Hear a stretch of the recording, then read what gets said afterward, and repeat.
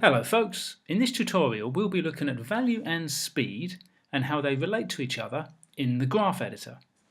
Now to get started, what you might want to do is set up what I've got here, which is a very simple red rectangle, and between 0 and 1 seconds it's doing a 90-degree turn clockwise.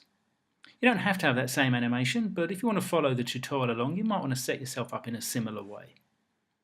So we start at 0, we go to 1 second, and it's a 90-degree clockwise rotation. So on this tutorial, what I'd like to do is talk about value and speed, how they differ, or rather what they're telling us, and how they can be used. So let's go into the graph editor, like so, and I'm going to select rotation here. And what I'm going to do, if you haven't got it selected yet, can you please click here and go to Edit Value Graph. Now what the value graph is showing us is work done at any given time along the timeline.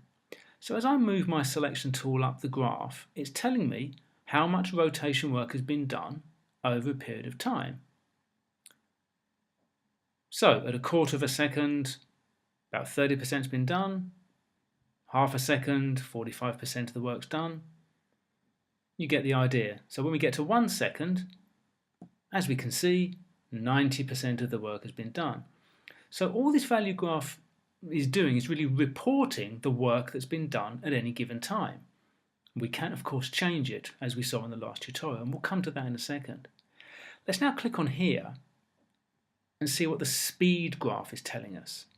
Now the speed graph is a linear straight line, but it's telling us something different. If I put my selection tool along it, what it's telling us is this, is that at all points between 0 and 1 second, the speed of the work being done was always 90 degrees per second. Because these are linear keyframes, the speed graph is telling me that from 0 to 1 second, the work done was always being done at a rate of 90 degrees per second. Now let's go into the value graph, change it to Bezier, and see what happens to the speed of the work from 0 to 1 second. Let's click on here, go to Edit Value Graph, click on Rotation again here to select both keyframes, do a right click on the keyframe, Keyframe Assistant, make them both Easy Ease. Now, as I'm sure you know if you've done earlier tutorials, what this means is that between 0 and 1 second, the work done is still a 90-degree rotation, but it means that it's slower at this point.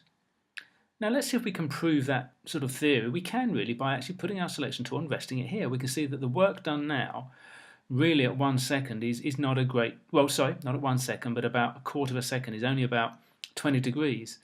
And then the work speeds up here, the work gets faster at this point, and then the work done slows here, but of course it's still 90 degrees work done at this point. So now let's go and have a look at the speed graph and see what's changed there. We'll click here, go to Edit Speed Graph, and as we can see it's quite different. If we now rest our selection tool here and move it along the graph, we can see that the work being done was quite fast at this point, much faster than earlier. We can see that at this point it was actually doing 23, and it rises, 29 degrees work per second. The speed gets faster and faster. As we get to the real apex here, the animation was going at 134 degrees a second. But of course the animation now slows off. The speed of the work being done gets slower and slower and slower to the point where we've slowed right down to no work being done at this point. So it's a bit confusing at first. It can appear that the value graph and the speed graph will adjust and do similar things. If I was you, I would do your adjustments in the value graph first. If you want to change the speed of animations, I would recommend do them in the value graph here first. And then possibly what you might want to do is go to the speed graph and just observe the changes that have occurred to the speed of the work. Now later on in other tutorials we'll see that actually using the speed graph and using the value graph separately can actually have some quite interesting effects, but at the early stages if you're confused, and it can be in very early stages of animation, start with the value graph only. Use the handles here. In fact, I'll do one like that, and I'll do another one like that to really change the speed of the animation. In fact, let's do it. Let's see how the speed has changed.